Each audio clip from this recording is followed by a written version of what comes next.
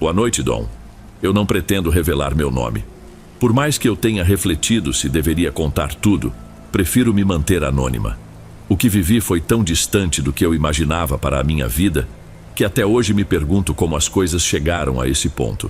O fato é que ninguém próximo pode saber a verdade. Ainda assim, sinto que preciso desabafar, expor meus pensamentos em algum lugar, para que alguém, em algum canto, entenda e talvez se compadeça. Se eu guardar tudo aqui dentro, acho que vou enlouquecer. Eu me casei jovem.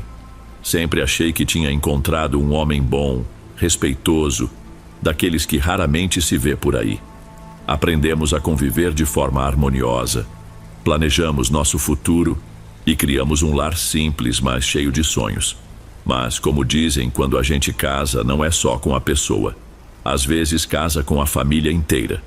E no meu caso, a figura que passou a ocupar o centro de tudo foi a mãe dele. No começo eu não enxergava grandes problemas. Minha sogra era discreta, de poucas palavras, mas demonstrava certo estranhamento comigo. Às vezes fazia perguntas invasivas, queria saber detalhes da minha vida que não eram pertinentes. Outras vezes ficava calada, só me observando, e eu me sentia uma formiga sob a lupa dela. Mas meu marido, otimista, dizia que eu estava exagerando, que com o tempo as coisas ficariam mais fáceis. Os atritos começaram a surgir quando ela passou a nos visitar com frequência cada vez maior. Apesar de morarmos em outro bairro, que não era tão próximo, ela aparecia de surpresa, geralmente nos horários mais inconvenientes, durante o almoço de domingo, à noite quando queríamos assistir a um filme, ou até em dias de semana, se eu estivesse sozinha. Eu tentava recebê-la bem, oferecia café, perguntava sobre sua saúde, mas ela tinha aquele olhar de quem te julga em silêncio, e quando falava deixava no ar várias insinuações que me deixavam desconfortável. Você acha mesmo que um casamento se sustenta só com romantismo? Esses móveis não são muito baratos para o bolso de vocês? Já pensou que quem cozinha demais gasta demais? Cada frase tinha uma pontinha de veneno, como se ela me testasse procurando uma falha. Meu marido dizia que eu deveria relevar, pois era apenas o jeito dela. Mas não foi tão simples. Depois de alguns meses, surgiu a oportunidade de ele aceitar um emprego melhor, em outro lugar. Eu me enchi de esperança. Pensei que, com a distância, as visitas diminuiriam, ou pelo menos, ficariam mais pontuais. Eu queria recomeçar, fortalecer meu casamento longe dos olhares e comentários da minha sogra. E por um tempo, pareceu que a estratégia daria certo. Nos primeiros meses, ela se limitou a telefonemas rápidos. Perguntava sobre nosso dia a dia, comentava uma ou outra coisa. Só que, de repente, ela anunciou que viria passar um fim de semana conosco. Na primeira visita, ficou 3 dias. Na segunda, 1 semana. Na terceira, não marcou data para ir embora. Dizia que os outros filhos não a procuravam, que se sentia sozinha e precisava ficar perto do filho caçula. Eu me sentia sufocada. Não tinha coragem de dizer algo na frente dela. E meu marido se mostrava dividido. Ele entendia meu desconforto, mas ficava sem reação. Afinal de contas, era a mãe dele. A convivência diária era insuportável. Se eu estava na cozinha fazendo almoço, ela entrava, ficava atrás de mim, mexendo nas panelas sem pedir licença, provando o sal. Se eu limpava a sala, ela passava o dedo nos móveis para conferir se havia poeira. Depois me lançava um olhar desaprovador, como quem diz: você não sabe limpar direito. No início, tentei ignorar e me manter firme, mas a paciência foi se desgastando. Tudo piorou quando ela começou a interromper nossos momentos de intimidade, batendo na porta do quarto ou chamando o filho para conversar um minutinho, justamente quando eu tentava me aproximar dele. A gota d'água aconteceu num domingo à tarde. Ela estava no sofá, olhando algo no celular, e eu tentava organizar a cozinha, recolhendo copos e pratos espalhados.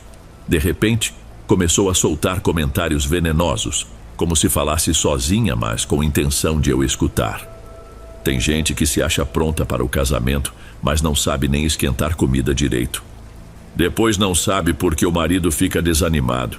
No meio daquilo, meu marido apareceu e, em vez de tomar partido, começou a falar de outro assunto, como se não quisesse se envolver. Foi aí que o nó na minha garganta se desfez e despejei tudo o que estava entalado. Eu disse que ela precisava nos dar espaço, que nunca me aceitara, que suas indiretas eram insuportáveis. Me exaltei e disse coisas das quais, confesso, hoje não sei se me arrependo. A expressão dela mudou na hora. Ela se levantou do sofá, jogou o celular na bolsa e, sem nem olhar para mim, chamou o filho para buscá-la no quarto de hóspedes, pois ia embora.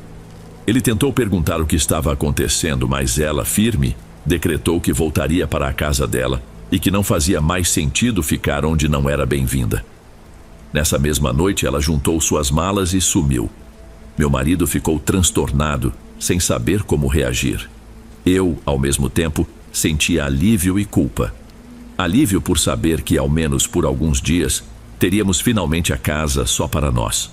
Culpa porque eu temia que aquilo afetasse profundamente meu marido, que mesmo vendo como a mãe me tratava, ainda tinha nela uma espécie de porto seguro. Aquele alívio durou algumas semanas. Durante esse período, meu relacionamento com ele pareceu revigorado.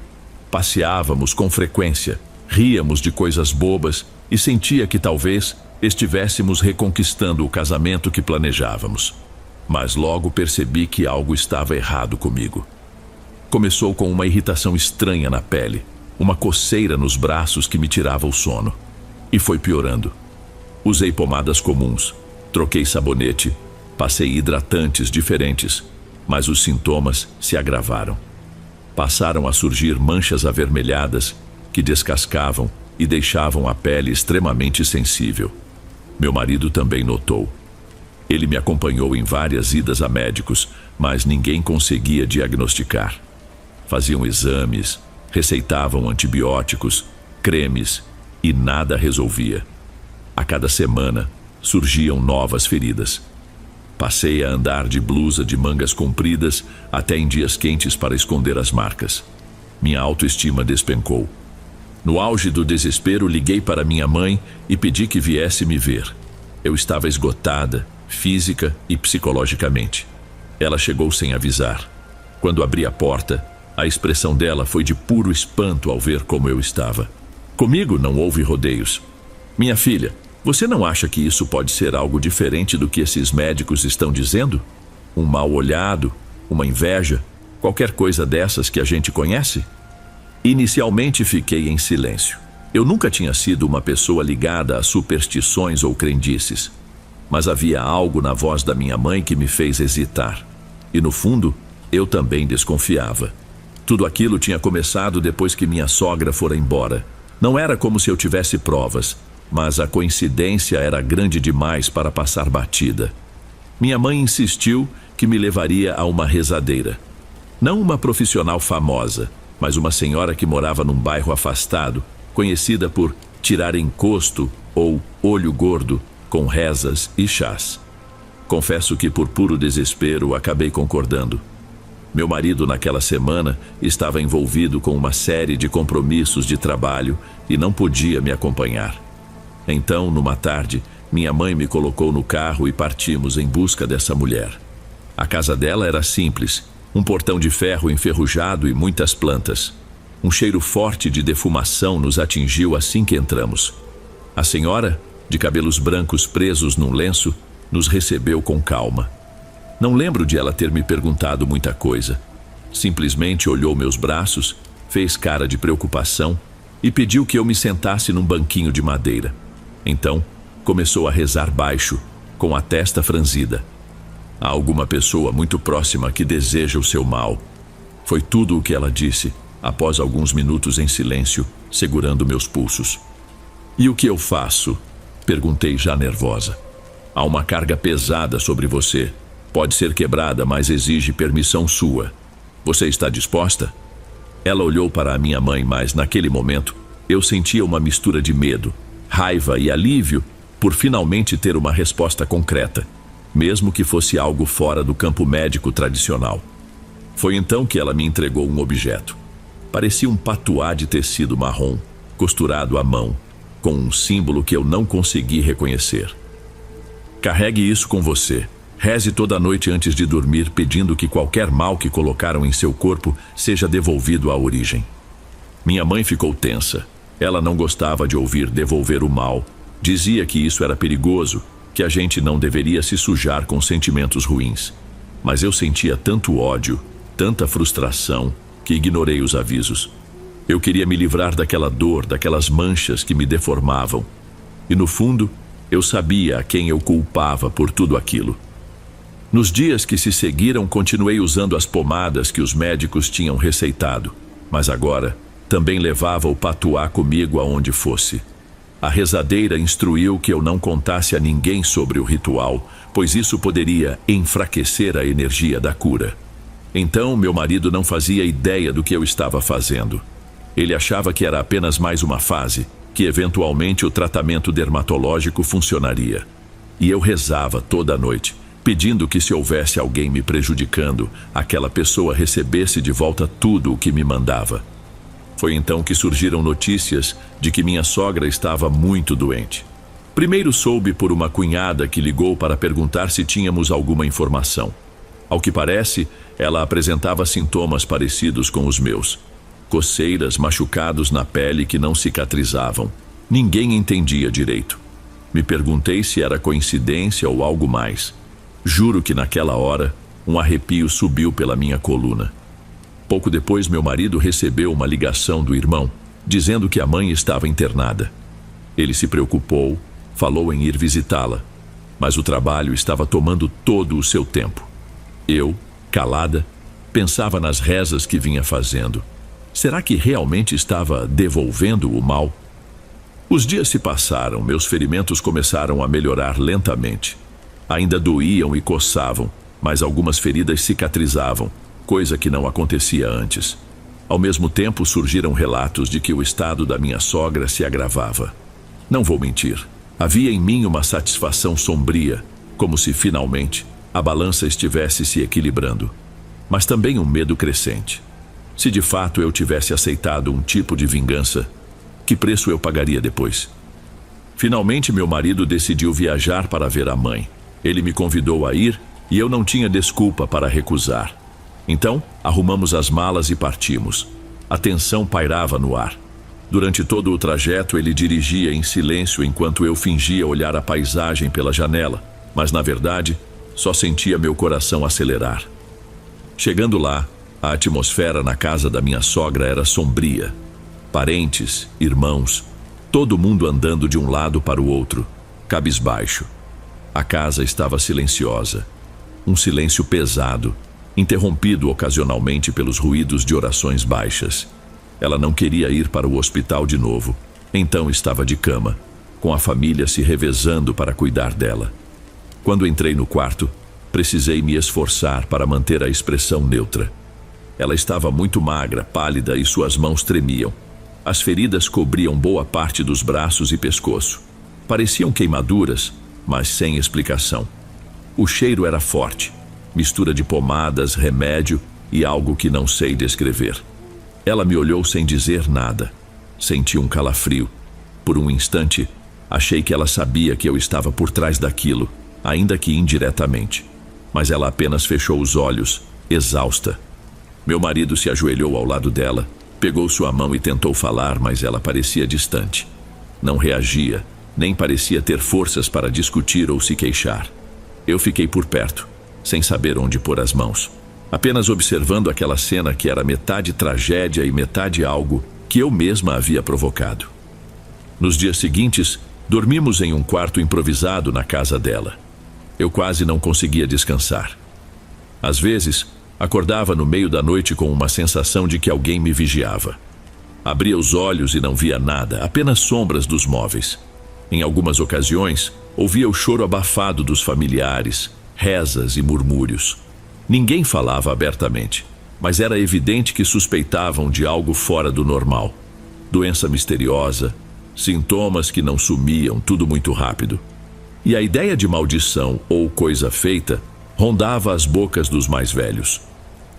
Você acha que a mãe pode estar pagando algum mal que fez? Uma das irmãs murmurou para outra no corredor, sem notar que eu estava perto. Falam por aí que alguém pode ter feito um trabalho contra ela. Só pode. Escutei esse comentário e senti o coração disparar. Fiquei com vontade de me enfiar num buraco, mas também com a raiva voltando à tona, lembrando de tudo que ela me fez passar. Ainda assim, não consegui deixar de sentir um aperto no peito ao vê-la definhar. E o pior, meu marido sofria de um jeito que eu nunca tinha visto. Ele estava esgotado, passava o dia ao lado da cama dela, tentando dar água, comida, controlando a febre. Em uma noite particularmente quente e abafada, fui até a cozinha beber um copo de água e encontrei um dos irmãos dele sentado, chorando baixo, com a cabeça entre as mãos. Quando me viu, enxugou o rosto e tentou sorrir, mas não conseguiu sustentar o olhar. Não entendo o que está acontecendo. Os médicos não dão explicação. Sinto muito. Foi tudo o que respondi sem conseguir abraçá-lo ou demonstrar mais empatia, porque estava consumida por uma culpa que se misturava à convicção de que eu precisava me vingar. A situação durou alguns dias, até que na madrugada de uma quinta-feira, ela não resistiu. Eu só soube quando ouvi meu marido me chamando baixinho, a voz tremendo. Ele estava parado na porta do nosso quarto pálido. Aconteceu, ela partiu. Levantei e segui até o quarto dela. Encontrei a família em torno da cama, alguns chorando, outros em silêncio absoluto. Uma das sobrinhas acariciava a mão já sem vida da minha sogra. A realidade do que eu tinha provocado, ou ao menos contribuído, me atingiu como um soco. Fiquei parada ali, tentando processar o misto de emoções. Depois disso, tudo virou de cabeça para baixo. Meu marido parecia um homem em transe. Ele organizou os preparativos do velório, recebeu parentes, mas fazia tudo como se fosse movido por um piloto automático. Eu tentava ajudar, mas sentia que minha simples presença o incomodava de alguma forma. Era como se, ao me ver, ele relembrasse a briga, minha explosão, a repentina doença da mãe. Ele nunca me acusou diretamente, mas sentia que algo se quebrou entre nós. No dia do sepultamento fiquei à margem, quase não falei com ninguém. Ao contrário de antes, ninguém me olhava ou me cumprimentava com afeto. Eu era a estranha ali, a mulher que todos sabiam brigara com a mãe deles. E se pairava a suspeita de algo além de uma simples briga, ninguém teve coragem de me confrontar diretamente. Em silêncio, aceitei aquele distanciamento. Eu não tinha forças para mudar a percepção deles, muito menos para me justificar, porque no fundo eu sabia a verdade. Voltamos para nossa casa alguns dias depois. A viagem de retorno foi insuportavelmente silenciosa. Eu tentava puxar assunto de vez em quando, mas meu marido respondia apenas com monossílabos. Chegamos no meio da noite. Senti um desconforto enorme ao entrar em casa. Parecia que tudo estava fora de lugar, como se algum tipo de presença antiga tivesse voltado comigo. Ou talvez fosse só a minha consciência pesada. Nas semanas seguintes, nossa rotina virou um teatro de gestos mecânicos. Eu ainda carregava o patuá na bolsa, mas já não sentia a mesma segurança nele. Minha pele, em contrapartida, estava quase completamente curada. Era como se o problema nunca tivesse existido. Nenhuma mancha ou cicatriz relevante. Perguntei-me se era alguma coincidência médica ou resultado do ritual da rezadeira. Meu marido não fez perguntas. Parecia que ele também não queria saber as respostas. Certa noite resolvi tirar o patuá do meu quarto. O coloquei numa gaveta no corredor. A simples presença daquele objeto me provocava arrepio. Eu tentava não pensar que, de algum modo, tinha desejado e contribuído para a morte da minha sogra, mas não conseguia afastar essa ideia. Às vezes, eu sonhava com ela, imóvel, me encarando com um olhar de profunda mágoa. Outras vezes, acordava sobressaltada, jurando ter ouvido passos em direção ao meu quarto. Enquanto isso, meu marido foi se tornando um estranho. Já não conversávamos, dormíamos de costas um para o outro, e ele passava mais tempo fora de casa do que o habitual, alegando trabalho. Quando estávamos juntos era um silêncio pesado, repleto de assuntos não ditos. A família dele também se afastou por completo. As poucas ligações que recebíamos eram protocolares, geralmente destinadas apenas a falar com ele. E quando eu atendia, percebia que não havia interesse genuíno em falar comigo. Um dia voltei do mercado e encontrei meu marido no quarto, separando algumas roupas numa mala. Fiquei parada na porta, esperando que ele me explicasse. Ele se virou, hesitou por um instante, mas não tentou me dar justificativas. Senti meus olhos marejarem, mas nenhuma lágrima caiu. Eu sabia que a relação tinha acabado ali. Ele foi embora sem promessas de voltar. Nos dias e meses seguintes, recebi apenas contatos esporádicos dele, assuntos burocráticos, coisas sobre o apartamento ou contas conjuntas. Não houve brigas, não houve acusações, mas a separação era clara como a luz do dia. Fiquei naquela casa praticamente sozinha. Minha mãe dizia para eu me mudar, tentar um recomeço, mas eu não tinha forças nem desejo de mudar coisa alguma. Parecia que tudo o que eu quis estava ali, só que agora vazio. As noites solitárias se tornaram meu maior tormento. A sensação de que algo andava pelos corredores persistia. Às vezes, quase podia ouvir o ranger de passos no piso, bem de leve, como se alguém estivesse de meias. Em outras ocasiões, o cheiro que me atormentava no quarto da minha sogra parecia inundar minha sala de estar. Não era um odor forte, mas algo rançoso, difícil de descrever. Subia a cabeça e me fazia lembrar de quando a vi deitada na cama, já sem forças. Em uma dessas madrugadas, levantei para beber água e notei que a gaveta onde eu deixara o patuá estava entreaberta. O objeto estava fora do lugar, mais ao canto, como se alguém tivesse mexido. Tranquei a gaveta e voltei para o quarto, tentando me convencer de que devia ter deixado assim. Mas um incômodo tomou conta de mim. Será que eu me tornara paranoica? Tentei continuar minha vida, mas não era fácil. O trabalho me distraía um pouco, mas bastava chegar em casa que todos os sentimentos emergiam. Passei a ter dificuldades para dormir. Ficava olhando para o teto, relembrando as cenas, as discussões, cada insulto. Às vezes eu me pegava repetindo em voz baixa: não foi culpa minha, não foi culpa minha. Mas uma parte de mim não acreditava nisso. Certo final de tarde, minha mãe me visitou. Ela sentiu a tensão no ar assim que pisou na sala. Sentou-se comigo na cozinha e disse com a voz tremendo que sonhara com minha sogra. Eu não sabia o que responder. Tentei me manter firme, mas senti um calafrio. Minha filha, não sei o que houve, mas sinto que você não está em paz. Ela comentou pegando minha mão. Mãe, tem coisas que é melhor você não saber. Ela suspirou e pediu que eu a levasse até o quarto onde eu guardara o patuá. Minha mãe pegou o objeto e ficou em silêncio, como se tentasse entender as energias ali. Então, me aconselhou a me desfazer dele, enterrar em algum lugar e rezar pedindo perdão. Não argumentei. Peguei um saquinho, coloquei o patuá dentro e fui com ela até um terreno baldio a alguns quarteirões. Cavei com as mãos sob um pequeno arbusto retorcido e enterrei. Quando voltei para casa, senti por um instante um alívio. Mas essa sensação não durou muito. As semanas seguintes foram estranhas. Não tive mais as manifestações noturnas que me assustavam, mas meu marido não voltou e a família dele me ignorava completamente. Alguns amigos em comum se afastaram, talvez por receio de escolher lados. Eu segui em frente de forma mecânica, pagando as contas, arrumando a casa, tentando me recompor. Mas havia um buraco dentro de mim que nem o tempo conseguia preencher.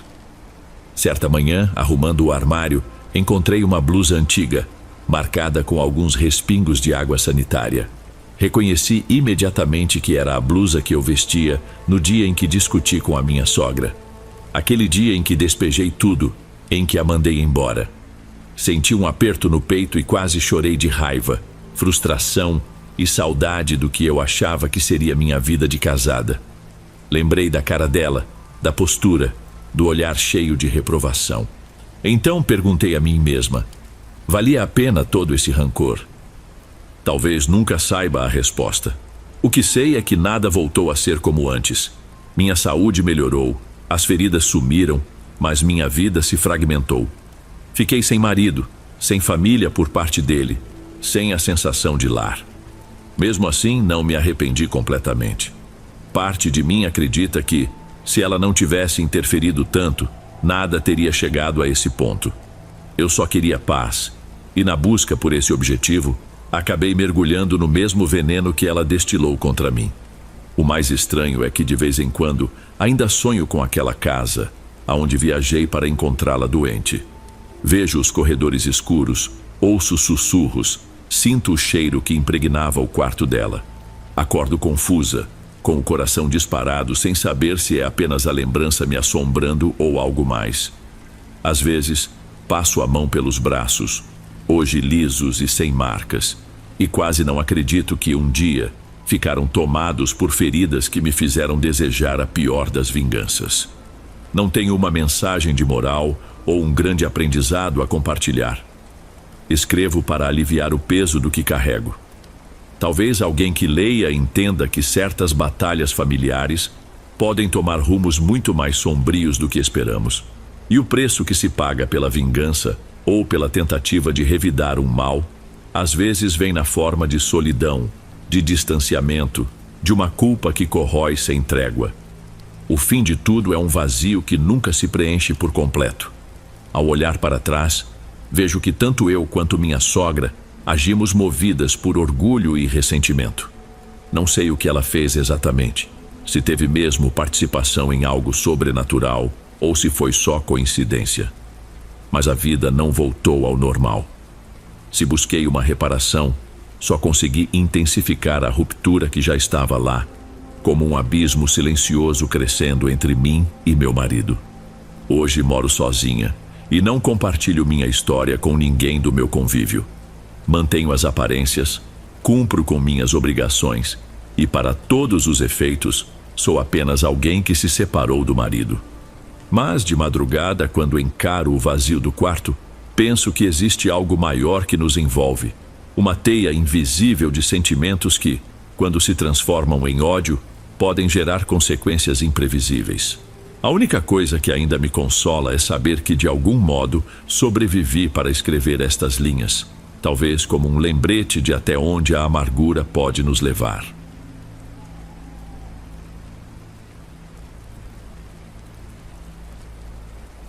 Antes de irmos para o próximo relato, se você é novo por aqui, não se esqueça de se inscrever no canal e ativar o sininho para receber as próximas histórias. Sua presença é importante e seu apoio é essencial. Bem, vamos continuar.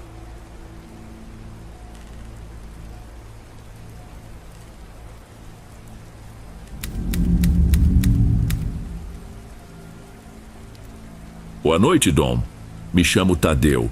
Eu não saberia dizer quando tudo começou a dar errado, porque, para ser franco, acho que nunca houve um período em que as coisas estivessem verdadeiramente certas. Cresci em um povoado pequeno, cercado por plantações e algumas cabeças de gado. E uma das poucas certezas que eu tinha na vida era meu vínculo com Nelson. Ele era aquele tipo de amigo que você tem desde cedo, porque as famílias se conhecem, porque moram perto, porque estudam juntos na única escola da região. Com o tempo, fui aprendendo que Nelson era, essencialmente, um rapaz sortudo. Na infância, eu não reparava nisso, mas depois que amadureci um pouco, ficou claro. Ele herdaria terras do pai, e essas terras não eram poucas. Enquanto isso, eu trabalhava no que surgisse, ajudando na colheita, consertando cercas, fazendo pequenos reparos em casas ou galpões. Porém, a minha vida não parecia tão dura até Lia aparecer.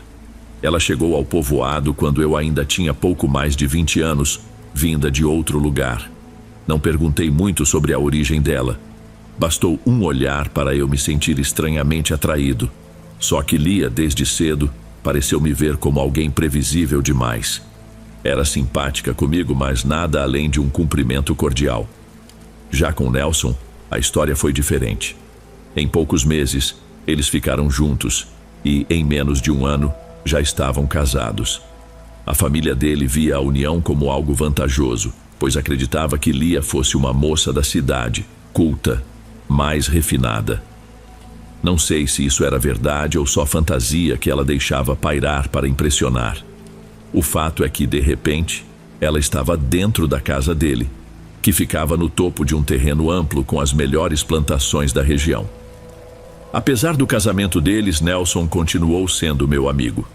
Em certas ocasiões, parecia até me estimular a estar por perto, como se quisesse provar ao povoado que a amizade de infância permanecia. Durante bastante tempo me acostumei a frequentar aquela casa nas tardes de domingo, quando eles convidavam familiares e conhecidos para almoços demorados. Eu me sentia desconfortável, mas encarava aquilo como uma forma de ficar pelo menos alguns instantes perto de Lia. Meu coração disparava quando a via, mas eu disfarçava, fingindo que nada acontecia. O tempo passou, as colheitas vieram e se foram, até que Nelson me chamou para ser padrinho do primeiro filho. É curioso como aceitei aquilo sem pensar muito. Era meu melhor amigo. Talvez fosse natural que eu fosse o padrinho. Ainda assim, havia algo latejando dentro de mim. A consciência de que aquele lugar de padrinho era pouco para o que eu realmente queria. O menino nasceu e foi batizado numa manhã de domingo. A cerimônia aconteceu na igreja antiga do povoado, com poucos convidados, só mesmo a família e alguns vizinhos mais próximos. Eu deveria ter me sentido honrado, mas uma estranheza enorme me invadia. A cada vez que olhava para Lia segurando aquele bebê, eu só conseguia pensar que queria estar no lugar de Nelson. Queria que aquele filho fosse meu.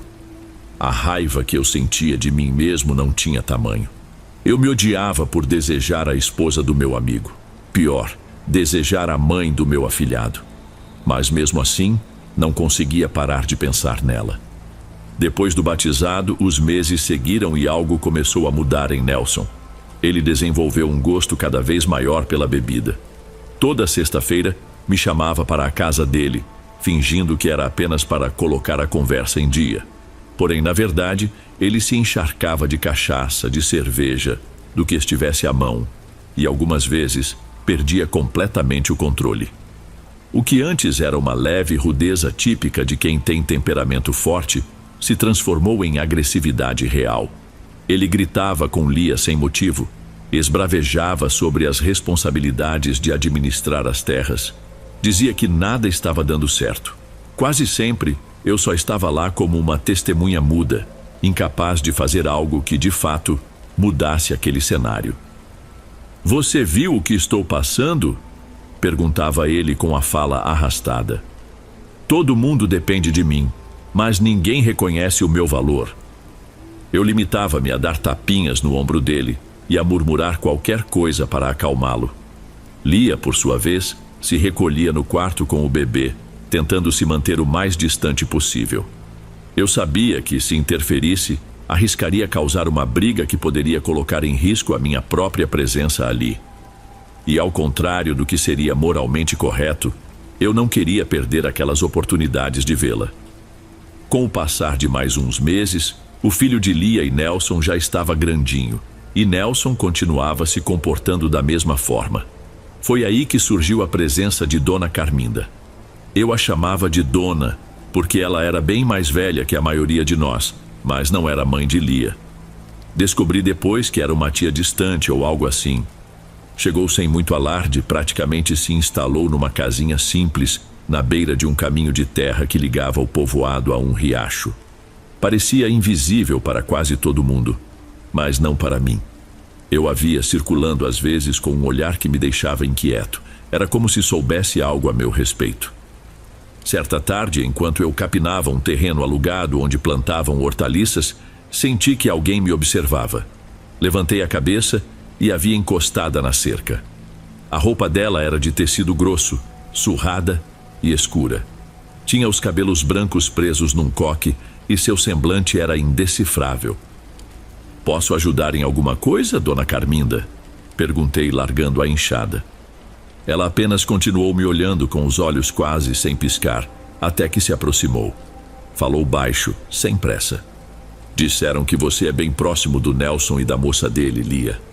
Minha respiração ficou um pouco trêmula, mas tentei não demonstrar. "Sim, somos amigos de longa data", respondi. "Eu vejo mais que amizade no seu olhar", disse ela seca. "Se tiver coragem, me procure amanhã, bem tarde da noite. Vou deixar a porta destrancada." Eu não sabia o que dizer. Senti um arrepio, mas ao mesmo tempo, uma curiosidade insana surgiu dentro de mim. Ela se afastou sem se despedir, apenas caminhou na direção contrária, sumindo na estrada de terra. Passei o resto do dia me perguntando o que estava acontecendo. Por que aquela mulher me diria algo assim? Naquela noite dormi pessimamente. Minha mente fervilhava de pensamentos sobre Lia e sobre a estranha conversa com Dona Carminda.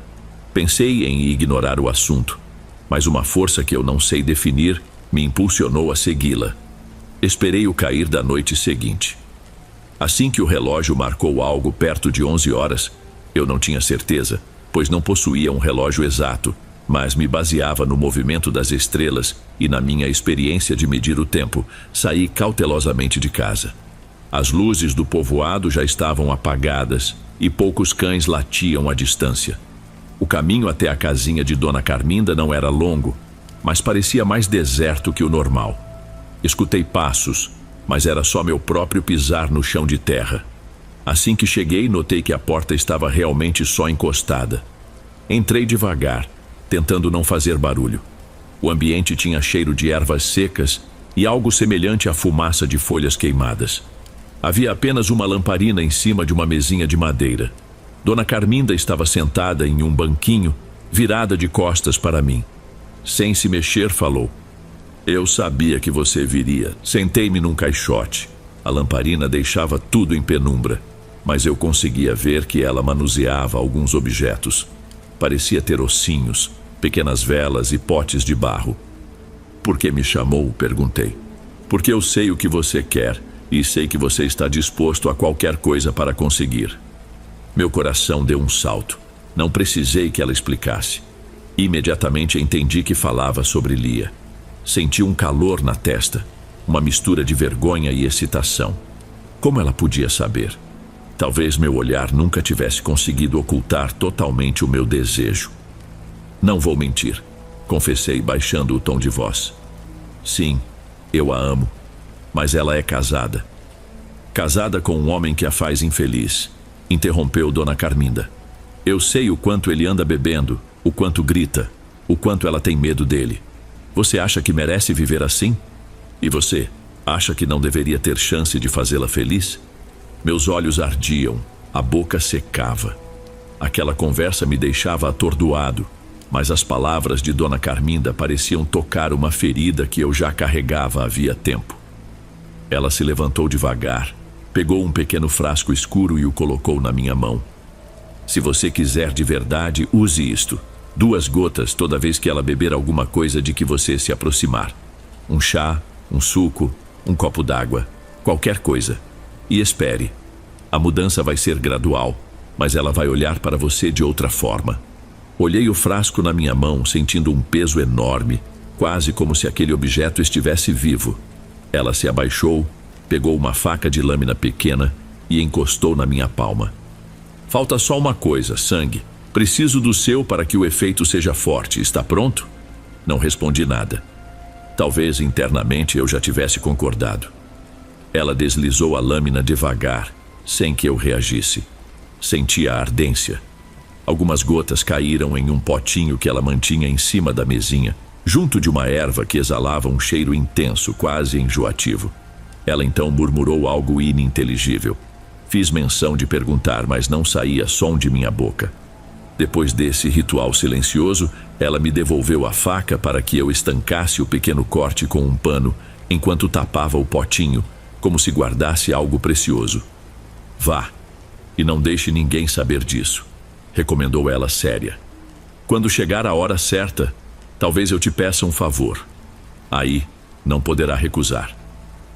Aproximei-me da porta. A noite estava tão escura que mal distingui onde era o quintal e onde começava a estrada. Antes de sair, ainda hesitei, virando o rosto para ela. Se alguém descobrir isso, ninguém vai descobrir. Basta agir com calma, e se não quiser, não precisa fazer nada. Mas cá entre nós, sinto que você quer, e muito. Aquela mulher era fria, mas tinha um jeito incisivo de falar. Saí dali tremendo. O frasco no meu bolso parecia pesar mais do que um tijolo. Não dormi direito. Por várias vezes me questionei se jogava aquilo fora, se dava um basta. Porém, no final, meu desejo falou mais alto. Pensei que bastaria ajustar o olhar de Lia. Afinal, ela jamais me olhara de verdade. Eu queria que pelo menos me desse uma chance. Na sexta-feira, como de costume, Nelson me chamou para a casa dele. Lia apareceu na cozinha, preparando um bule de chá para si mesma. Fui atrás, com o coração pulando no peito. Ela estava de costas e eu segurei um copo para ajudá-la a servir a bebida. Quando ela se virou para pegar o copo sem que percebesse, pinguei 2 gotinhas do frasco naquela infusão quente. Entreguei a ela, tentando não demonstrar minha ansiedade. Tadeu, você está pálido, tudo bem? Perguntou Lia, estranhando meu semblante.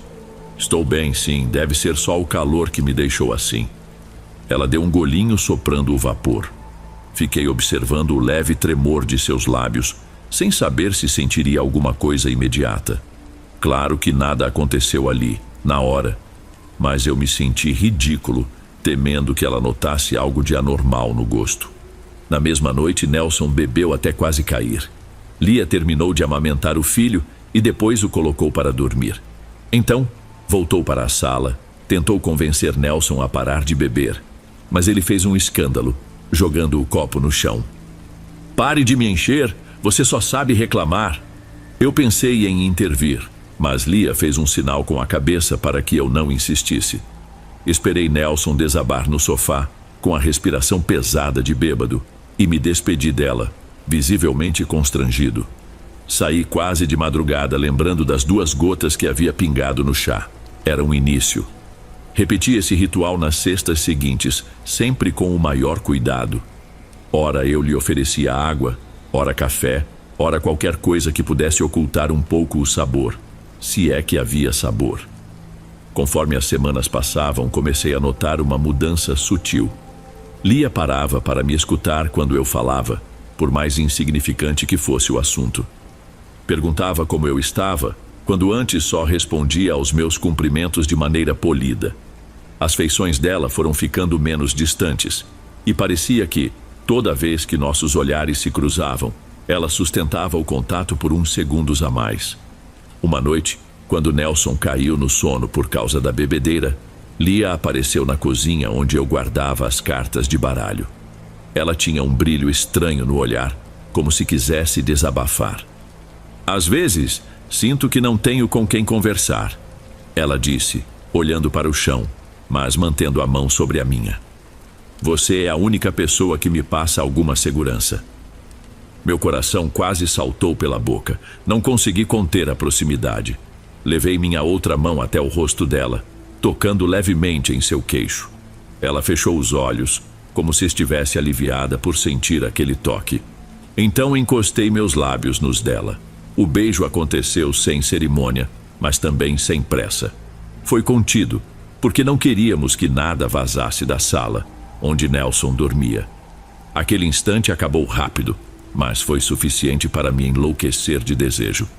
A partir daí, Lia e eu passamos a aproveitar qualquer brecha na rotina. Nelson mantinha o hábito de beber nas noites de sexta-feira. Assim que ele desmaiava, nós 2 nos encontrávamos no quarto de hóspedes ou em algum canto mais reservado, quase sem luz. Era arriscado, eu sabia, mas a adrenalina só tornava tudo mais forte. Fomos nos envolvendo cada vez mais. Ela confessou que nunca se sentira realmente amada por Nelson, que o relacionamento se baseara em interesses e conveniência. Disse também que se sentia culpada por trair o marido, mas que não conseguia resistir à sensação de ser, finalmente, vista como mulher. Por alguns meses, vivemos essa vida dupla sem que Nelson desconfiasse. Mas aí veio a bomba. Lia me contou que estava grávida outra vez. Só que desta vez, não havia dúvida. O filho era meu. Fizemos as contas mais de uma vez, considerando os períodos de abstinência de Nelson, que vivia mais abraçado à garrafa do que à esposa. No momento em que ela me revelou isso, senti uma pontada aguda de alegria. Finalmente, eu teria algo que, de certa maneira, sempre desejara. Uma família, ainda que às sombras. Por outro lado, vi o pavor nos olhos dela. Se ele descobrir, será capaz de tudo, sussurrou Lia, segurando minha mão com força. Vamos descobrir um jeito de lidar com isso. Acontece que o destino tem suas próprias ironias. Assim que Lia começou a sentir enjoos e a suspeitar da gravidez, Nelson, por incrível que pareça, passou a mudar de atitude. Ele descobriu que seria pai outra vez e, surpreendendo a todos, decidiu parar de beber.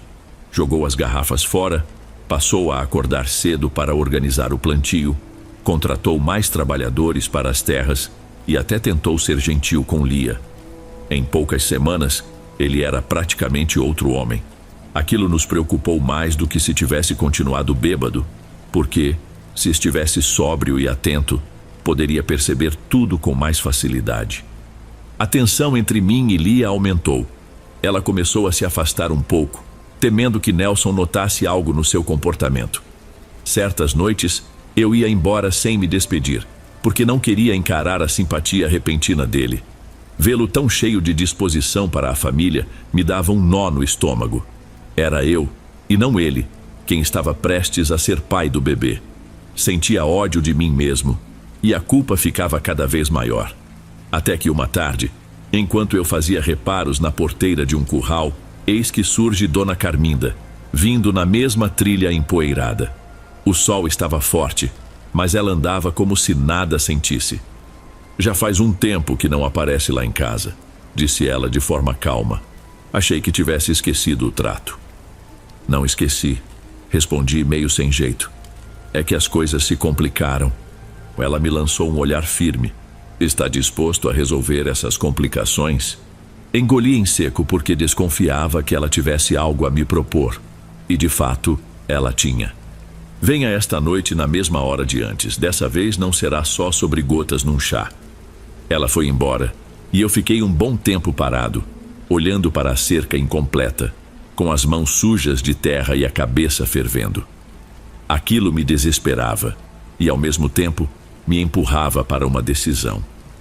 Talvez eu estivesse indo longe demais, mas havia chegado ao ponto de não conseguir recuar. Naquela noite, repeti o trajeto.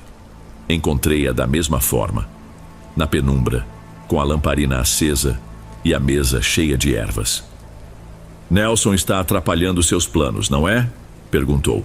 Ele não pode descobrir que o filho de Lia não é dele. Falei baixo, mas agora que parou de beber está mais esperto. Pois bem, existe um jeito de ele não atrapalhar mais nada, mas você terá que sujar as mãos de verdade. Meus pelos se arrepiaram. Não precisei que ela explicasse. Entendi que a intenção era, de alguma forma, afastar Nelson definitivamente. Um medo imenso me dominou. Pensei em ir embora. Talvez eu não devesse seguir naquele caminho, mas no fundo uma parte de mim gritava que eu não queria perder Lia.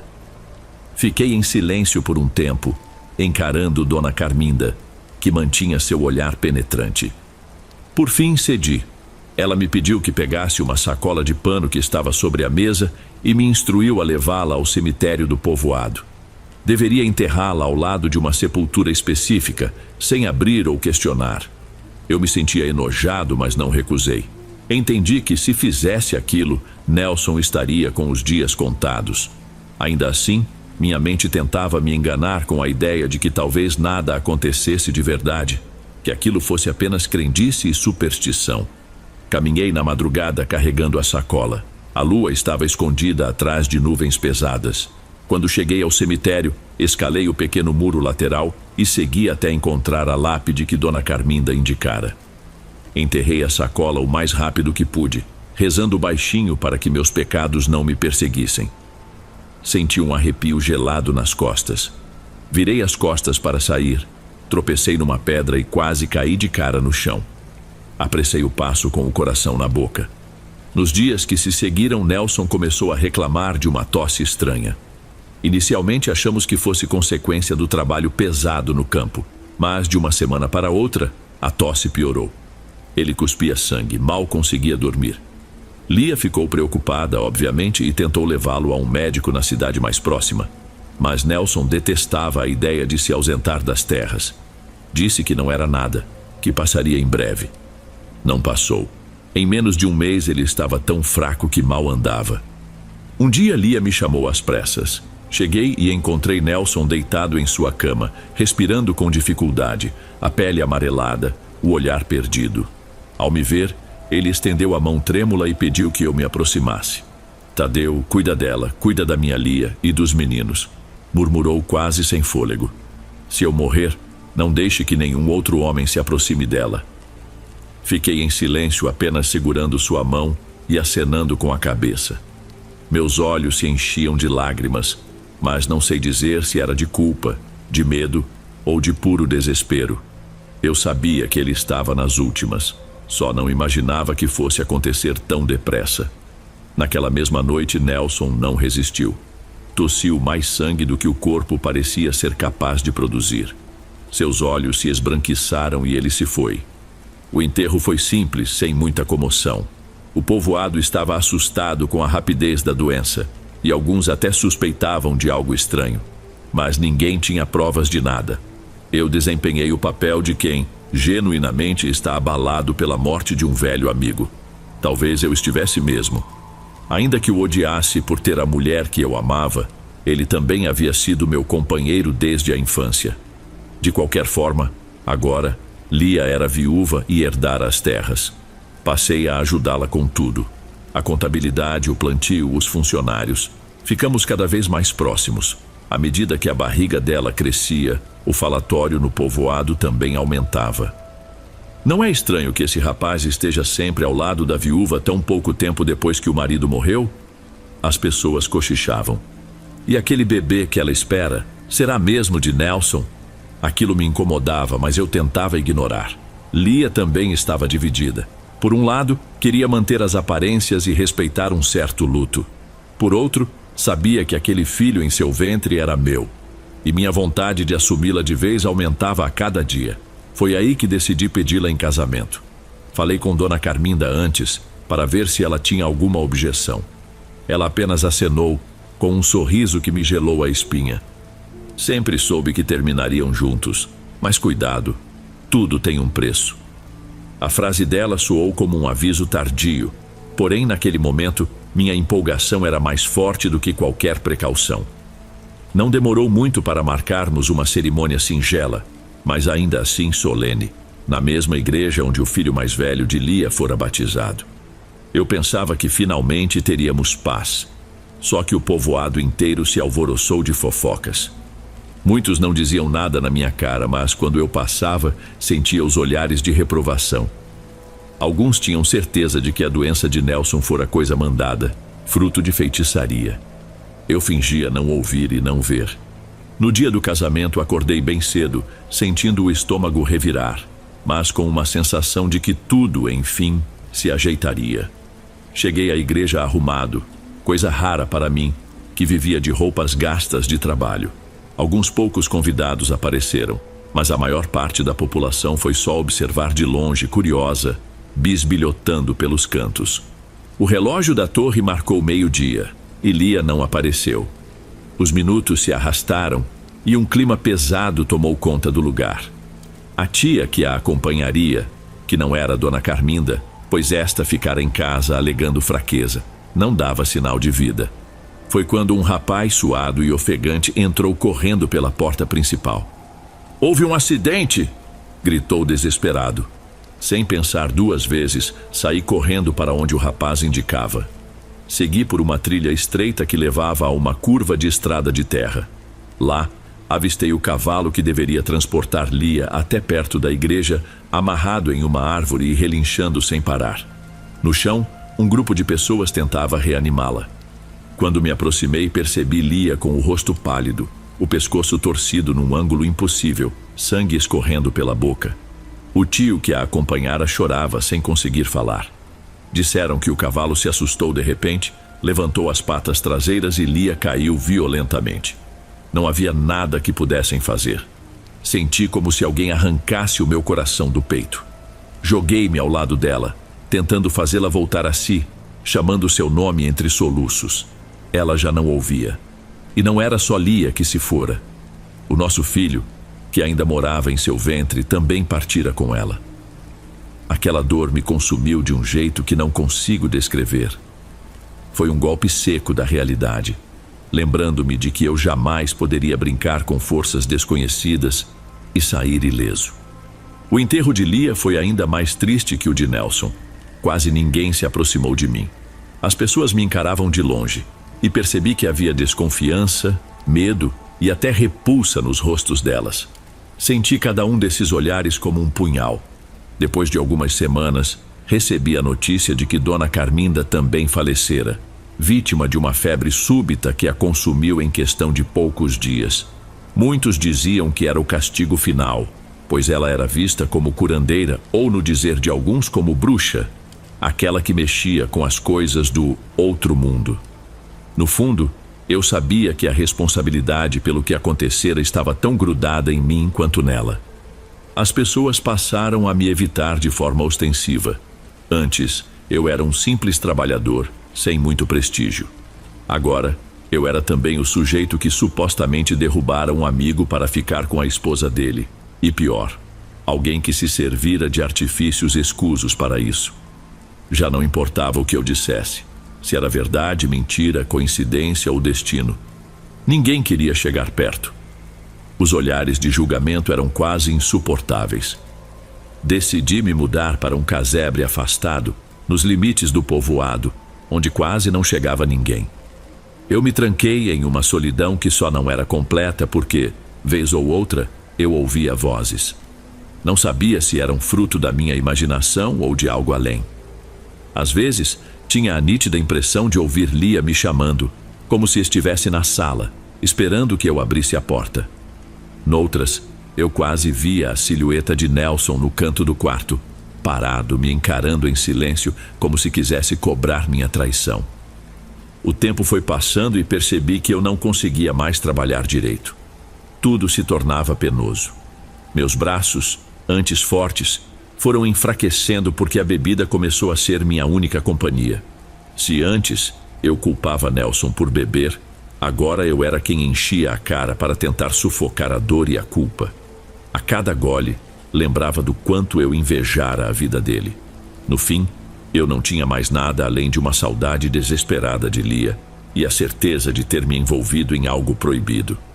À noite, os sonhos vinham carregados de simbolismos macabros.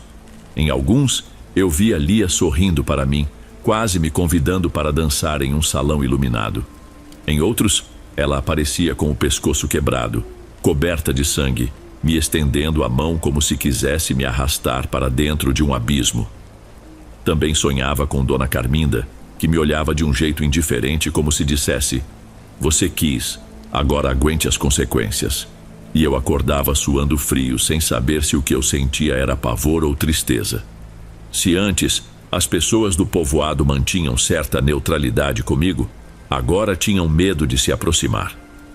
As poucas vezes que me viam, geralmente no armazém empoeirado onde eu comprava cachaça barata, desviavam o olhar ou faziam o sinal da cruz, como se eu fosse um possuído ou um amaldiçoado. Houve até quem dissesse que eu tinha parte com o diabo. Nessas horas, eu só pensava que, se houvesse mesmo alguma entidade me usando como marionete, a única coisa que fiz foi ceder ao meu desejo de ter Lia. E paguei caro, a ponto de nem sequer poder aproveitar um segundo de felicidade verdadeira ao lado dela, sem o fantasma das culpas, das mentiras e da tragédia. Hoje eu vivo recluso, vagando pelos dias sem rumo. Mal durmo, mal como, bebo demais e tenho a impressão de que a loucura me ronda. Não há quem queira me empregar ou mesmo conversar comigo. Já me acostumei a isso, embora a cada noite eu me pergunte se ainda tenho alguma chance de redenção. Não sei se um dia vou ter coragem de voltar ao cemitério e encarar o lugar onde enterrei a sacola, a pedido de Dona Carminda, ou o túmulo de Lia. A verdade é que não sei se aguentaria reviver tudo outra vez. Às vezes, quando o vento sopra forte, ouço o rangido de portas e janelas ao longe. Acho que é só a madeira velha das casas do povoado, mas sempre sinto a presença de Lia. Fecho os olhos e quase posso vê-la viva, me sorrindo como nos nossos primeiros momentos de paixão. Depois, a imagem se contorce numa cena de terror, com ela caída no chão, sem vida, fazendo-me estremecer de arrependimento. Sinto que esse é o meu castigo. Recordar para sempre a culpa de ter desejado algo que não me pertencia. de ter recorrido a meios sombrios para tentar realizar esse desejo e, no fim, perder tudo. Nem a morte me parece um alívio. Temo que, quando eu morrer, encontre Nelson e Lia do outro lado, me olhando com reprovação eterna, condenando-me a vagar no inferno que eu mesmo construí. Enquanto isso, meu corpo segue por aqui cada vez mais fraco e velho, mas sem ter coragem de acabar de vez com esse sofrimento. Talvez eu precise viver cada segundo desse tormento para aprender que há certas fronteiras que não devem ser ultrapassadas. No fundo, talvez mereça cada parte dessa dor.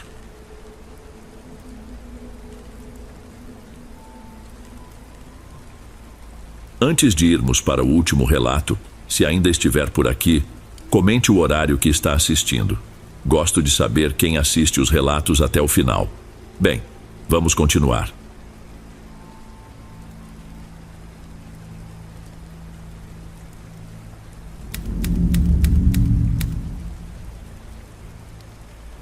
Boa noite, Dom. Meu nome é Luana.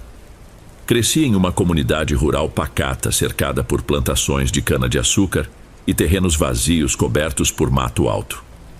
Não era exatamente um lugar cheio de oportunidades, mas sempre me senti segura ali. As ruas eram de terra batida, iluminadas por poucos postes de luz que funcionavam de forma inconstante. De vez em quando, ouviam-se histórias estranhas sobre assombrações, coisas enterradas nos quintais e gente que lidava com forças obscuras, mas eu nunca prestei muita atenção. Pensava que fossem apenas superstições herdadas de gerações passadas. Acontece que, com o tempo, essas histórias começaram a me interessar. Talvez porque minha avó, sempre que podia, trazia o assunto à tona de modo cauteloso, num tom de quem sabia mais do que dizia. Ela me contava com palavras ponderadas sobre rituais realizados nas encruzilhadas ou sobre trabalhos deixados nas portas das casas. Eu me divertia, fingindo ter medo, mas ao mesmo tempo gostava de ouvir sobre o que ela chamava de bruxaria. Ela repetia: "Cuidado, minha neta, isso não é lenda, tem coisa que existe mesmo que a gente não queira acreditar."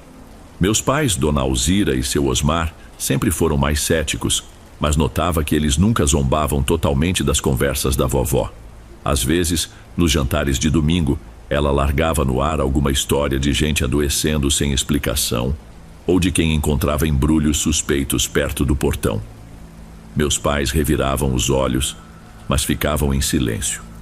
Talvez parte deles acreditasse, mesmo que não admitissem. Foi nesse ambiente que cresci, meio curiosa, meio descrente, até que a vida me levou a outras prioridades. Aos 19 anos conheci Roberto.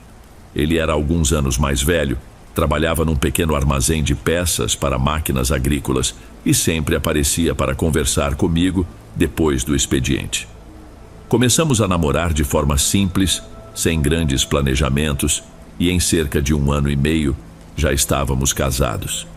Queríamos construir nossa vida e, apesar das dificuldades financeiras, tínhamos muitos sonhos. Nosso começo foi modesto. Morávamos num quartinho nos fundos da casa dos pais dele, mas economizávamos o que podíamos para alugar um lugar só nosso.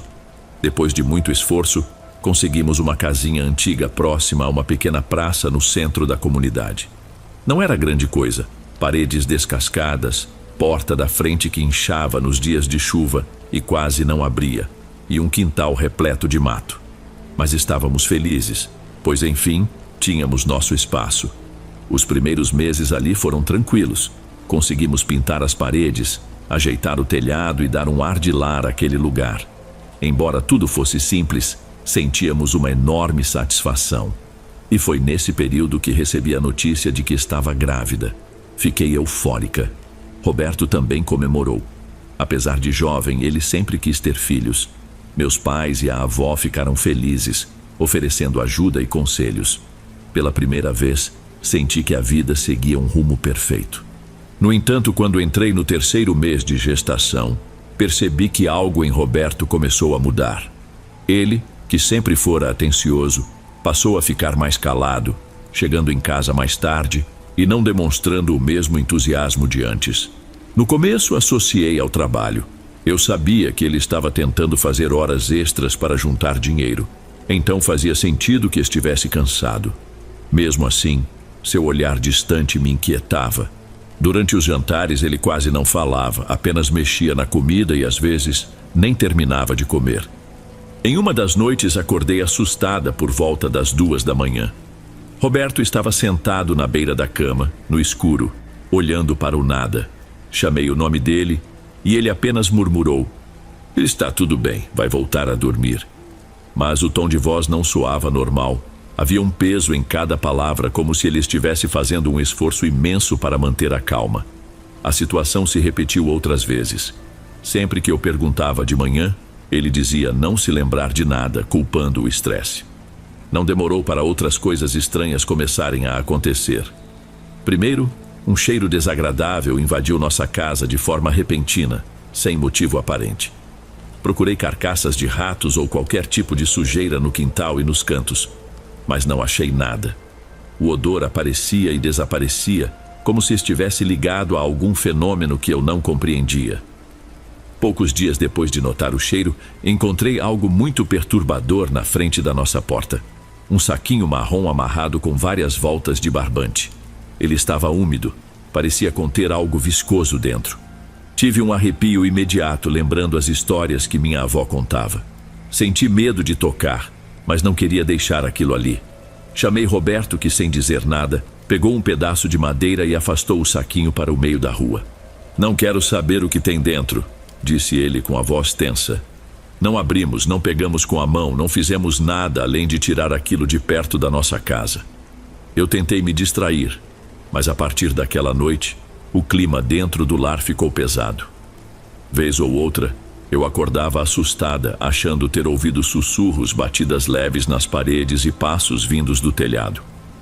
A casa era velha, então poderia ser apenas o barulho da estrutura, mas minhas intuições diziam o contrário. Com o passar das semanas, meu corpo foi sentindo um desgaste incomum. Embora os exames de pré-natal não apontassem nada grave, eu vivia cansada, fraca e sem apetite. Meus pais começaram a se preocupar e até minha avó sugeriu algumas ervas e chás para me fortalecer. Fiz de tudo: dieta balanceada, repouso, mas a exaustão persistia. À noite, o sono era turbulento, repleto de pesadelos que eu jamais lembrava direito ao acordar. Apenas um sentimento de angústia dominava minhas manhãs. Roberto, por sua vez, ficava cada vez mais arredio. Não chegava a ser grosseiro, mas agia como se estivesse sempre em outro mundo, distante, alheio a mim e à gravidez. Passava longos momentos sentado na sala, olhando para a parede. E quando eu tentava puxar conversa, ele me respondia com monossílabos ou simplesmente dizia que estava cansado. A situação começou a afetar meu estado emocional, pois me sentia sozinha, sem ter com quem compartilhar meus medos. Em uma noite de sexta-feira, voltei da casa de uma amiga e encontrei a porta dos fundos aberta. Tinha certeza de que a trancara antes de sair. Entrei com cautela, o coração disparado. A casa estava escura. Chamei por Roberto, mas não houve resposta. Acendi as luzes e, para meu susto, vi pegadas de barro na cozinha, como se alguém tivesse andado lá dentro. Fiquei em pânico, imaginando que tivesse ocorrido um assalto. Procurei pela casa, mas não faltava nada, e Roberto não estava ali. Quase 30 minutos depois, ele apareceu pela porta da frente, sem nenhuma explicação plausível de onde estivera.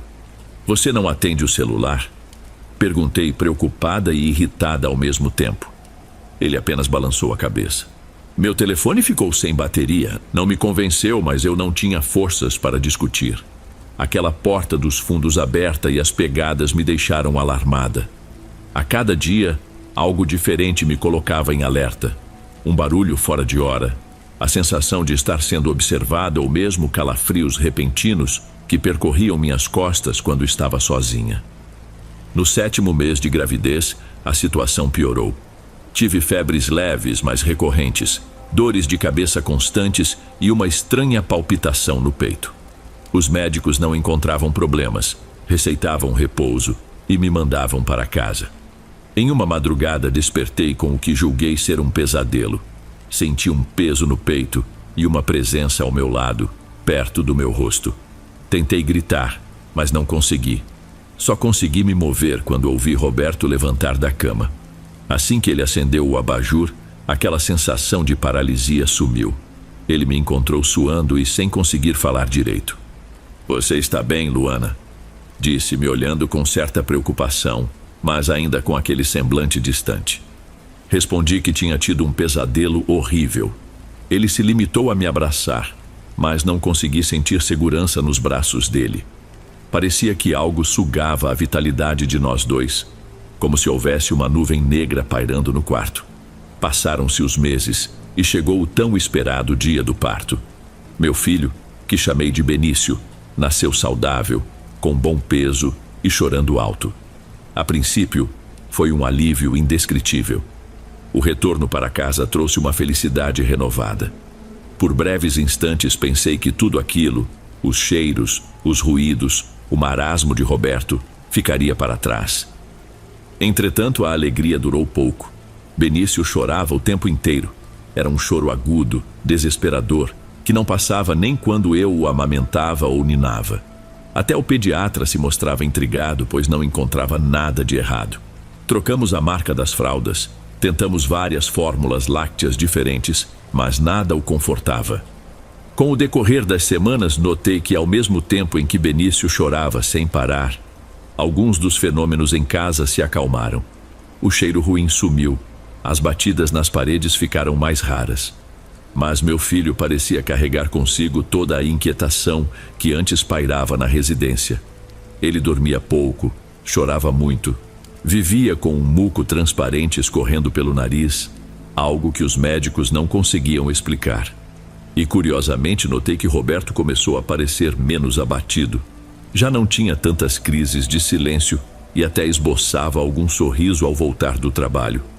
Mas a situação com Benício me deixava exausta. Eu não conseguia dormir, mal tinha tempo para comer, e o choro dele era tão persistente que começou a afetar minha saúde mental. Houve um dia em que passei quase toda a tarde chorando junto com meu filho, desesperada, sem saber o que fazer. Foi então que minha avó, que ainda era viva naquela época, me fez relembrar das bruxarias que tanto citava. Ela me ligou depois de perceber o quanto eu estava aflita e sugeriu: "Por que não procura a dona Marlene? Ela entende dessas coisas. Pode não resolver, mas talvez ajude." Dona Marlene era uma curandeira conhecida na região, embora muitos a considerassem charlatã. Eu, sinceramente, não sabia o que pensar. Sempre mantive um pé atrás, mas estava tão desesperada que resolvi tentar. Quando falei disso a Roberto, ele franziu a testa e foi contra a ideia. "Luana, não vamos gastar dinheiro com isso. O menino só está sendo um bebê difícil." No fundo, eu entendia a lógica dele, mas meu desespero falou mais alto. Peguei um ônibus em uma tarde de sábado e fui sozinha até a casinha de Dona Marlene, que ficava numa zona mais afastada, depois de caminhar uns 20 minutos entre sítios e chácaras. Ela me recebeu de modo caloroso, perguntando como podia ajudar. Contei resumidamente sobre Benício, sobre o choro incessante e deixei escapar meus temores sobre algo estranho em nossa casa. Ela ouviu tudo com atenção. "Pode trazer seu filho aqui?" perguntou direta. Voltei para casa, peguei Benício, que berrava sem parar, e retornei ao local. Já era quase anoitecer quando entrei novamente na humilde sala de Dona Marlene. Ela mandou que eu deitasse o menino sobre uma esteira no chão. Ele se debatia, ainda chorando, enquanto ela passava as mãos levemente pela barriguinha dele, depois pelas costas, cabeça e, por fim, chegou ao rosto. Fechou os olhos e respirou fundo. "Tem algo errado aqui. Alguém fez um trabalho forte e esse menino está pegando toda a carga", murmurou. Senti um arrepio na nuca. Lembrei dos saquinhos suspeitos, do cheiro podre e de todas as outras coisas. Ela me explicou que muitas vezes, quando o trabalho é destinado a uma pessoa, mas essa pessoa carrega uma criança no ventre, o bebê pode absorver parte da energia maligna. Foi então que pegou uma pequena pinça, abriu com delicadeza a narina de Benício e retirou um fragmento minúsculo de metal que me pareceu um pedaço de lata. Fiquei chocada, sem saber como aquilo foi parar ali. Ela apenas disse: "É bruxaria." Alguém colocou isso contra você, mas acabou se voltando contra o menino. Naquele instante desabei em lágrimas. Não sabia como reagir. O medo e a culpa de ter exposto meu filho a algo tão terrível me consumiam. Dona Marlene afirmou que precisaria fazer uma limpeza espiritual, não só no bebê, mas em mim e, se possível, em Roberto também. Só que eu sabia que meu marido se negaria a participar, então me limitei a aceitar a limpeza para mim e para Benício. Ela usou galhos de arruda e alecrim, passou pelo meu corpo enquanto recitava orações baixas, depois fez o mesmo em torno de Benício. Borrifou água misturada com ervas e me orientou a repetir algumas orações, mesmo que eu não soubesse rezar direito. Ao final entregou-me um patuá contendo sementes e me disse: mantenha isso perto dele, pendurado no berço ou no carrinho, como achar melhor. E você também precisa de um amuleto. Use este escapulário debaixo da roupa. Não deixe ninguém relar nele sem sua permissão. Agradeci imensamente e voltei para casa com Benício. Ainda no caminho, notei que ele havia parado de chorar, como se tivesse sido anestesiado por um bálsamo de paz. Nos dias que seguiram, meu filho dormiu melhor, o corrimento no nariz diminuiu e meu coração se acalmou um pouco. Era como se um véu pesado tivesse saído de cima de nós. Quando Roberto percebeu que Benício melhorara, não me questionou muito sobre o que aconteceu, mas ficou em silêncio, refletindo. Algo nele me dizia que ele suspeitava, sim, de uma influência maligna ao nosso redor, mas não queria admitir. Só que a paz durou menos de 2 meses. Certa manhã, encontrei próximo ao portão um objeto enrolado em pano escuro, amarrado com fita vermelha. Me bateu aquele mesmo arrepio. Estava prestes a pegar um galho de árvore para empurrar aquilo quando Roberto apareceu. Não encosta nisso, deixa que eu resolvo. Ele pegou uma pá do quintal e retirou o pacote dali, levando-o para longe. Mas a presença daquele embrulho reacendeu meu medo. Lembrei de tudo pelo que passamos e corri para ligar para a Dona Marlene. Ela apenas repetiu: quem quer te fazer mal não vai desistir fácil. Precisamos reforçar a proteção. Chamei-a para ir à nossa casa. Ela chegou no fim da tarde carregando uma bolsa de tecido e algumas velas. Pediu que Roberto se sentasse ao meu lado, pois desejava realizar uma limpeza completa no ambiente e em nós. Ele hesitou, mas acabou cedendo. Ficamos lado a lado enquanto Dona Marlene acendia as velas e queimava folhas secas de ervas que soltavam uma fumaça forte. Ela fez algumas orações que eu não entendi totalmente e em seguida passou um ramo de guiné nos cantos das janelas, nos batentes das portas e até atrás dos móveis. Essa casa recebeu muita energia pesada, disse, enquanto respirava fundo, como se ela mesma sentisse um mal-estar. Depois pediu que cada um de nós bebesse um gole de água benta. Eu o fiz sem hesitar, mas Roberto parecia constrangido. Mesmo assim, ele bebeu. No final, Dona Marlene deixou conosco um potinho de sal consagrado e orientou: espalhem isso nos cantos do quintal, formem um círculo de proteção e fiquem atentos a qualquer coisa fora do comum. Ela se despediu, prometendo voltar em alguns dias para conferir se tudo estava bem. Naquela noite, mesmo com o ritual encerrado, eu ainda me sentia tensa. Até consegui descansar um pouco melhor, mas não apagava da memória a sequência de coisas absurdas que estavam acontecendo. E se realmente fosse alguém próximo a nós, como uma vizinha ou um parente, nos prejudicando? Era horrível pensar nisso, mas não conseguia ignorar o alerta de Dona Marlene. Com as semanas passando, percebi que Benício estava cada dia mais calmo. Ele dormia melhor, quase não chorava e parecia retomar a alegria de um bebê saudável. Eu, por outro lado, vivia desconfiada de tudo e todos. Parei de conversar abertamente com alguns conhecidos e passei a notar olhares estranhos por parte de certas pessoas que antes eu considerava amigas. Parecia que todos sabiam que algo acontecia em nossa casa, pois boatos corriam rápido pela região. Uma tarde, fui até a quitanda comprar legumes e notei uma mulher parada na esquina, me encarando fixamente.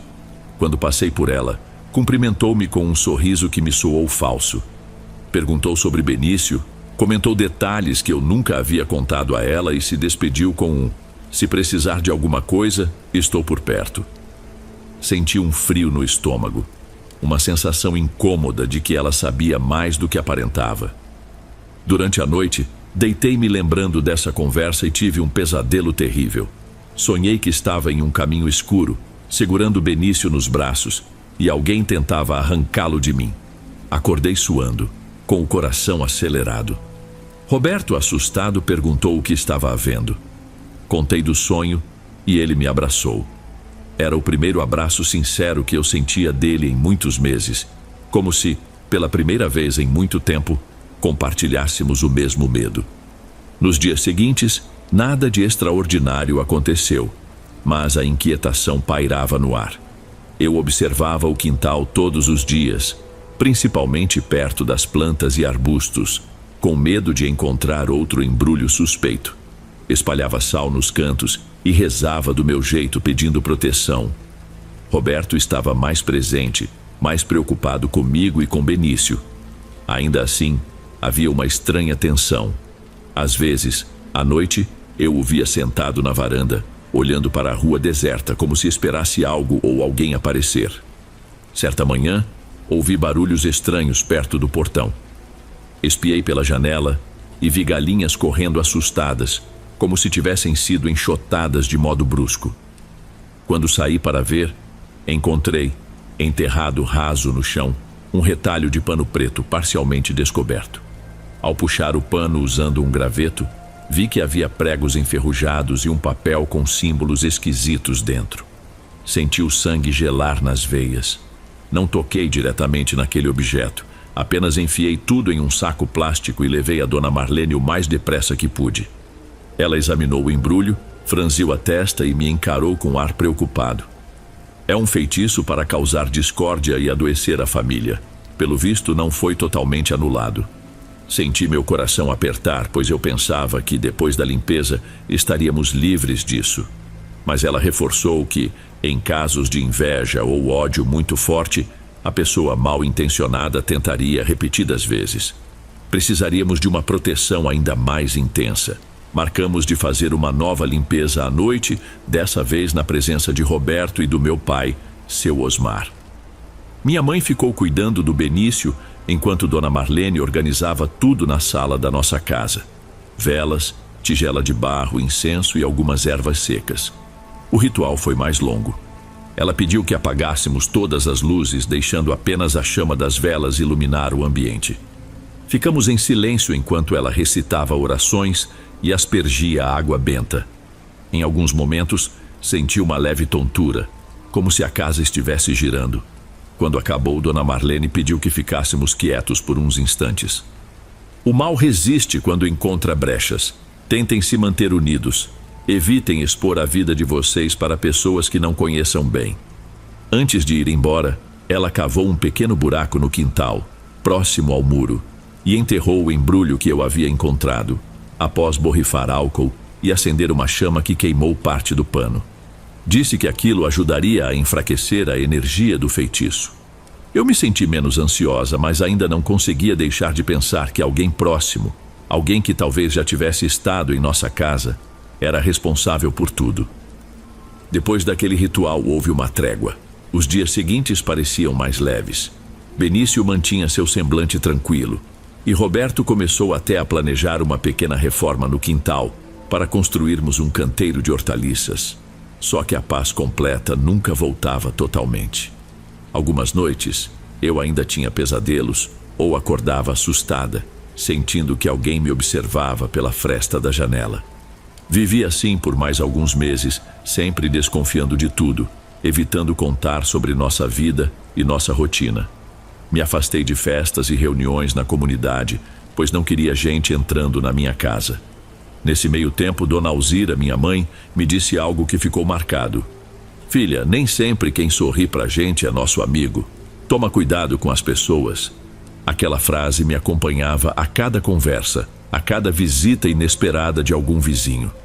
Por vezes, me sentia paranoica, mas preferia o excesso de cautela à ingenuidade.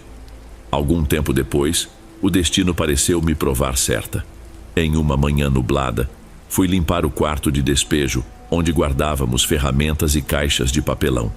Enquanto arrastava algumas coisas, notei que parte do reboco na parede estava cedendo, revelando um buraco fino. Espiei e vi algo enfiado ali, como se tivesse sido colocado propositalmente. Precisava puxar com cuidado, então arranjei uma pinça.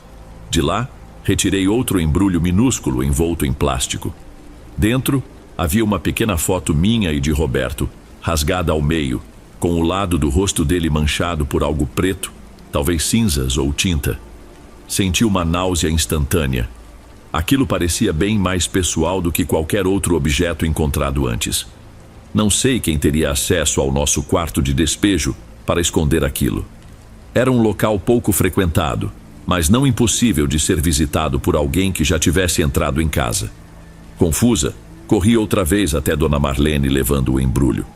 Ela o examinou com ainda mais seriedade do que das outras vezes. Me escuta, menina. Isso aqui não é coisa de amador. Tem gente que sabe o que faz e quer atingir vocês de perto. Fiquei tão nervosa que comecei a chorar.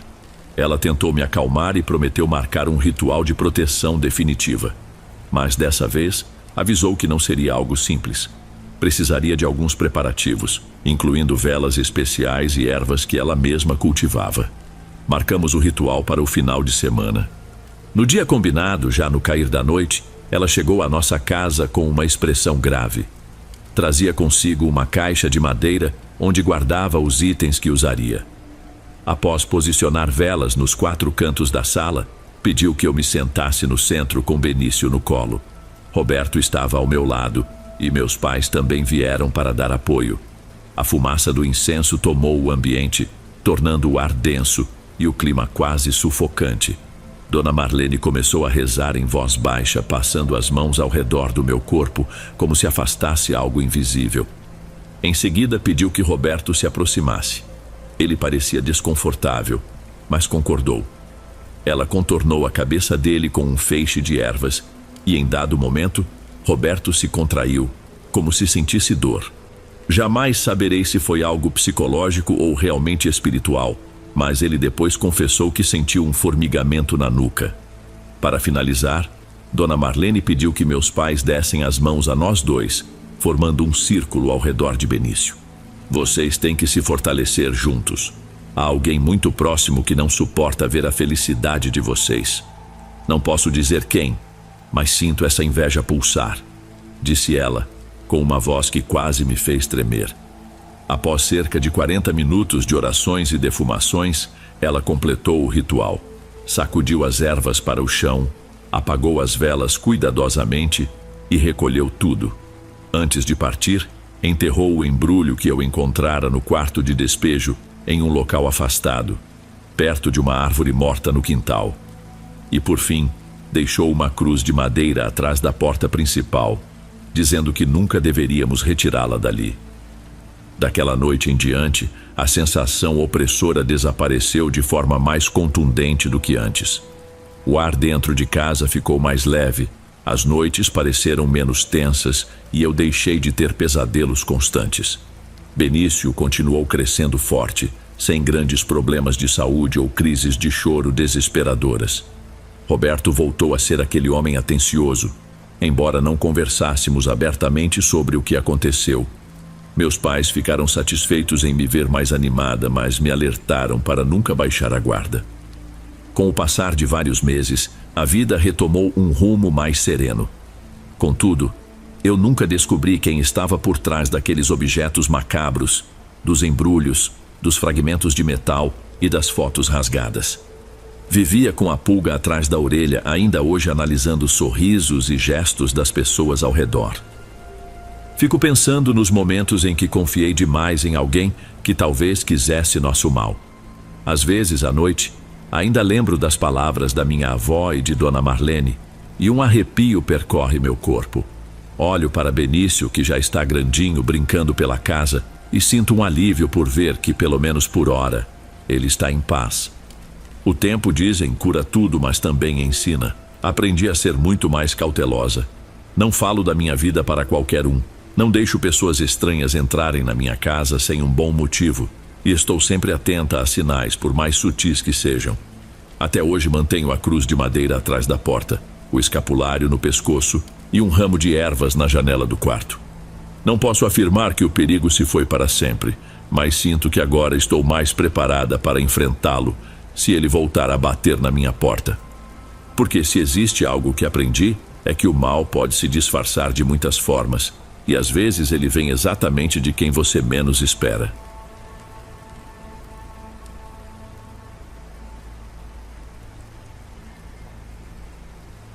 Ei pessoal, obrigado por ouvirem.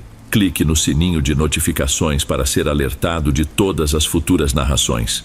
Lanço vídeos novos todos os dias por aqui. Espero te ver nos próximos. Agora na tela vou deixar outros 2 bons vídeos que sei que irão gostar. Te vejo por lá.